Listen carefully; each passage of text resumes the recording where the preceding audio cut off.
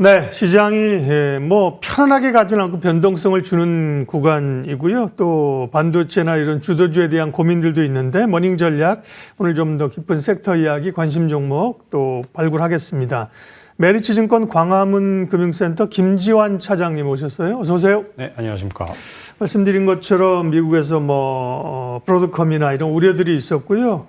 우리도 반도체에 대해서 믿음은 있지만 또 좀 흔들리는 국면도 있고 마침 그런 가운데 대만의 TSMC가 차세대 HBM의 핵심 부품이 베이스 다이 쪽에서 어떤 주도권을 가지려고 한다, 가질 가능성이 있다 이런 기사가 나왔는데 이거는 국내 반도체 업체들에게는 부담되는 소식인가요? 이 얘기 살짝 좀 보고 갈까요? 예. 네, 일단 결론부터 말씀드리면은 이게 그럴 수도 있고 아닐 수도 있다라고 네. 말씀드릴 수 있을 것 같아요. 이게 일단은 이 베이스 다이가 이제 HBM4E에서 이제 핵심적인 지금 이제 부분으로 지금 자리를 잡았습니다. 근데 이게 원래 베이스 다이라는 게 예전에는 그 파운드리에서 맨들맨들하게만 이제 만들어줬으면 됐거든요. 근데 여기에 이제는 이제 설계가 이제 들어가게 됐습니다. 그래서 이제 그러니까 쉽게 이제 얘기를 하자면은 그 TSMC가 이제 종이 접기용 종이를 만드는 회사라고 하고 이제 종이 접는 회사가 이제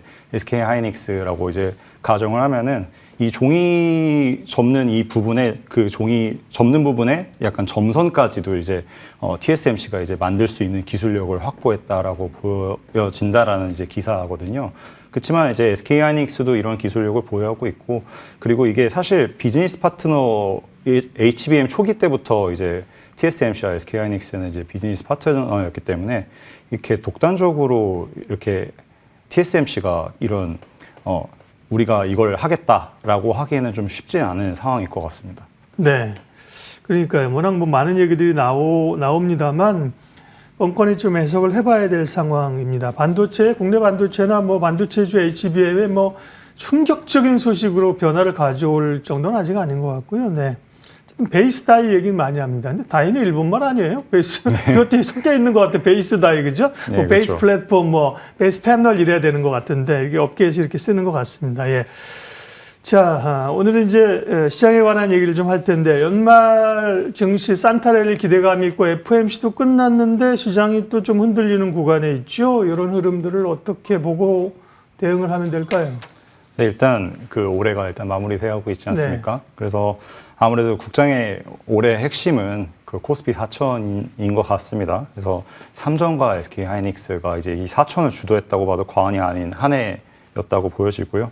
근데 이제 11월 중순부터는 이제 바이오 섹터를 중심으로 코스피와 이제 코스닥의 스프레드 갭 메우기가 이제 들어서면서 특히나 이제 시총 4조였던 ABL 바이오가 11월 한 달 사이에 시총 10조가 됐습니다. 그래서 이는 우리나라 국내 주식장이 개별주 장이 다시 도래했다라고 보여지거든요.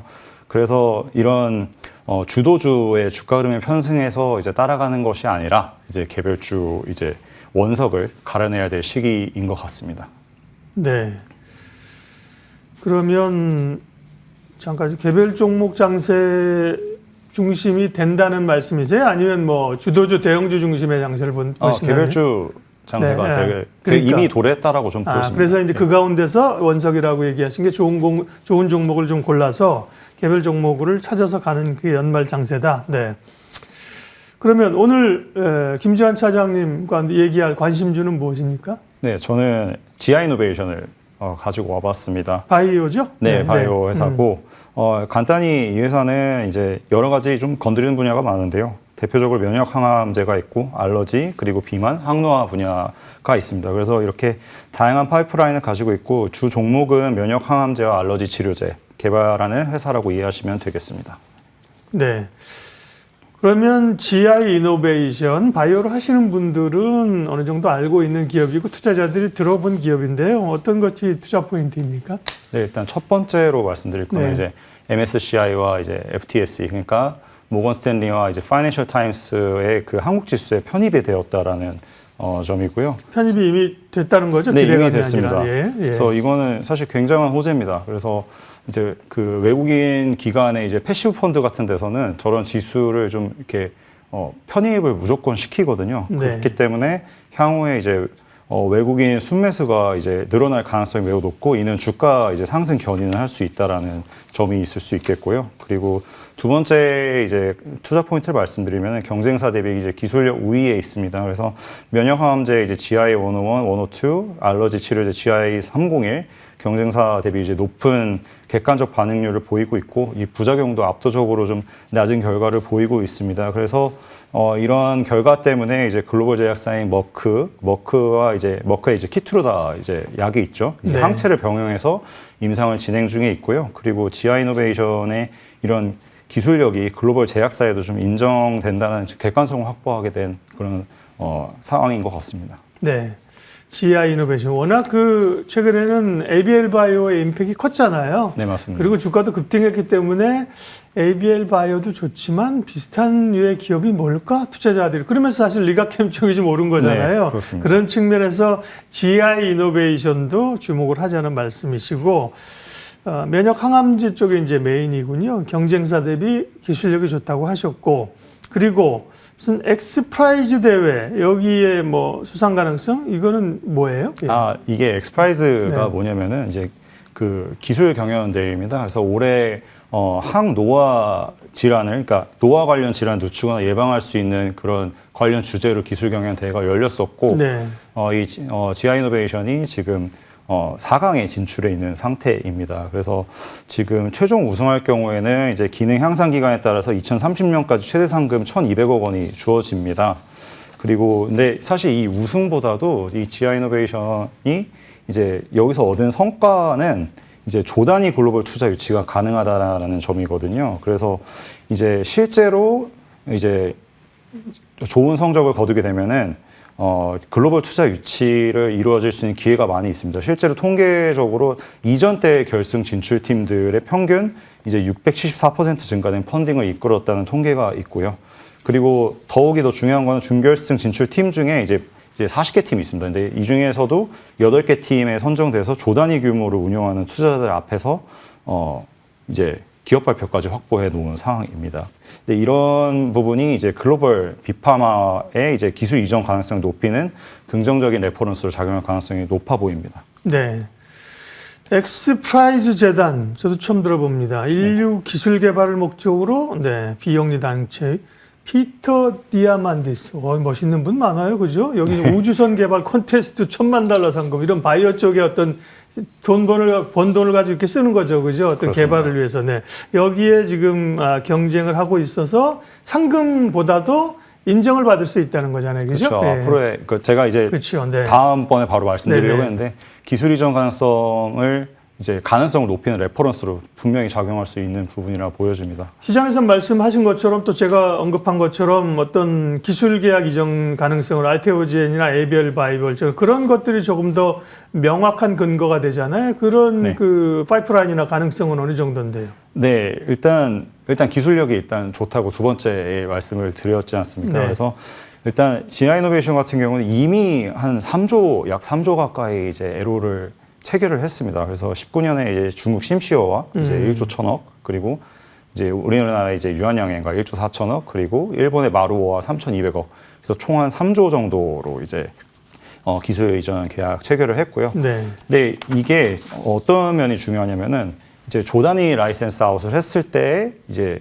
우리나라 이제 국내 주식 시장에서 시가총액 1조 넘은 기업의 이제 예시를 들자면은 이제 에이비엘 바이오가 있고 이제 알테오젠이 있고 리가켄 바이오가 있는데 보시면은 당시 그러니까 에이비엘 바이오만 보시더라도 이제 에로를 비슷한 10조 9천억 규모로 이제 에로를 했고요. 지금 현재 시총이 이제 금요일 기준이었는데 이제 10.4조가 있고 알테오젠도 마찬가지로 리가캠도 마찬가지로 이렇게 비슷한 이제 시총의 흐름을 보이고 있습니다. 에로에 따라서. 그래서 저는 사실 이 지아 이노베이션 같은 경우에는 이미 3조 에로를 했기 때문에 보수적으로 밸류를 봤을 때 1배수만 봐도 충분히 3조 가까이는 될 수 있다라고 보여집니다. 그렇게 되면은 사실 지금 주가가 매우 저렴하다. 이제 47,000원까지가 이제 3조로 보거든요. 그래서 매우 저렴한 상황이라고 저는 보여집니다. 지금은 1조 2천억 정도 되는군요. 네. 바이오 기업들은 이제 보면서 늘 밸류를 매길 수 없다는 게 고민이죠. 그죠? 숫자로 나오는 게 아니라 그렇습니다. PER이나 PBR을 정의하기가 어렵기 때문에 이제 가능성들을 보는 건데, 그건 참 또, 좋은 접근이네요. 이제, 라이센스 아웃한 규모와 사실 이걸 비등하게 대치하는 게 맞는지 안 맞는지 사실 좀 논리적으로는 좀, 고민이 네. 있습니다만, 그거만큼 보니까 다른 기업들 보니까 시총이 최소한 그 정도는 가더라. 그죠? 네, 그런 그렇습니다. 논리도, 네, 좋네요. 지금 주가 흐름은 어떤데요? 네. 지금 주가 흐름은 이제 계속 이제 조정이 있었습니다. 네. 그래서 있었다가 최근에 좀 단기적으로 좀 상승하는 모습을 보이고 있는데, 예. 그래서 이제 MACD와 이제 RSI를 좀 가져와 봤습니다. 그래서 지금 MACD 같은 경우에는 이제 플러스로 이제 약상승 모멘텀이 좀 존재한다라는 점이고요. 그리고 이제 그렇기 때문에 이제 단기 이평선이 이제 중기 이평선을 상회하고 있고, 네. 급락 이후에 이제 반등, 그리고 또는 이제 추세 안정적으로 좀 해석이 좀 보여집니다. 그리고 RSI 같은 경우에는 이제 금요일 기준으로는 이제 63 정도 나왔습니다. 이게 살짝 과매수 기간이거든요. 그러니까 구간인데, 그렇지만 이게 해석에 좀 따라서 달라질 수 있는데, 이제 강세공한 모멘텀이 여전히 살아있다라고 네. 보여집니다. 그래서 이 지아이노베이션 같은 경우에는 이제 1년 전체 주가로 보시면은 계속해서 우상향하는 모습을 보이고 있습니다. 그래서 아까 말씀드렸던 그 라이센스 아웃의 이제 1배수 밸류를 봤을 때는 이제 26년에도 계속해서 우상향하는 모습을 보이지 않을까라고 생각됩니다. 네. GI 이노베이션 말씀하셨습니다. 특별히 뭐 목표가를 얼마로 정하지는 않았고요. 늘 사실은 시총을 보는 게 되게 좋습니다. 덩어리로 보는 게 좋아요. 네. 그렇게 봤을 때는 3조 원 정도까지 네, 기대를 할 수 있다. 현재 시총은 1조 2천억 수준이었습니다. GI 이노베이션 주목해 보겠고요. 지난번에 오셨을 때 소개했던 종목이 달바글로벌입니다. 앞서 마침 또 우리 염정 이사님도 달바글로벌을 관심주로 주셨는데, 잠깐 좀 리뷰하고 갈까요? 시간이 되네요. 예. 네. 네. 달바글로벌은 저도 사실 되게 좋게 보면서도 지금 안타깝게 보는 종목 네. 중에 하나인데, 제 생각에는 너무 디레이팅이 많이 심하게 됐다라고 보여집니다. 특히 이제 오버행 이슈가 굉장히 좀 최악의 가정들이 너무 선반영이 되어 있다라고 보여집니다. 그래서 이제 사실은 이게 확정된 리스크가 거의 없거든요. 그러니까 뭐 예를 들어 K뷰티 섹터에 피로감이 있을 수 있겠고, 실적 성장 둔화 가능성이 있겠고, 뭐 오버행 그 보호예수 해제 뭐 네. 과정이 있을 수 있겠는데, 너무나 이제 좀 최악의 이제 그 가정들이 너무 선반영이 되어 있다라고 보여집니다. 그래서 아무리 보수적으로 봐도 이제 현재 주가로서는 동종 K뷰티 성장주 대비 이제 퍼나 이제 PSR 같은 경우에 너무 하단에 있고, 그리고 이제 글로벌 브랜드와 이제 해외 매출 비중, 그리고 마진을 고려했을 때 이제 성장주 프리미엄이 거의 지금 제로에 가깝다라고 보여집니다. 이거는 사실은 성장이 정체된 회사의 패턴으로 보여지거든요. 근데 사실 달바는 이제 상장한 지 얼마 되지도 않고 사실 그런 회사는 아닙니다. 그렇기 때문에 일단 거래량이 지금 조금 반등하긴 했지만 계속해서 사실 시장에서는 무관심했던 좀 종목이었습니다. 그렇기 때문에 지금이라도 좀 관심을 가지신 다음에 저가 매수의 기회로 좀 포착하셨으면 좋겠습니다. 네. 사실은 이렇게 신규주들이 딱 상장했다가 반짝했다가 그 다음에 이제 훅 밀리게 되면 기회를 주거든요. 네. 그렇잖아요. 재평가 받는데 몇몇 종목은 달바글로벌을 상장하고 나서 그냥 쫙 뻗어간 거예요. 그죠? 어떻게 보면 그러고 나서 사실은 조정이 와서 패턴이 그죠? 예, 상장 이후에 급락하는 게 아니라 올랐다가 떨어진 상황이기 때문에요. 관심을 가져봐도 괜찮겠다. 달바글로벌까지 얘기하셨습니다. 예, 오늘 머닝전략 메리츠증권 광화문 금융센터 김지환 차장님과 관심 종목은 바이오 쪽이었고요. GI 이노베이션이었어요. 네, 잘 들었습니다. 네, 감사합니다. 지수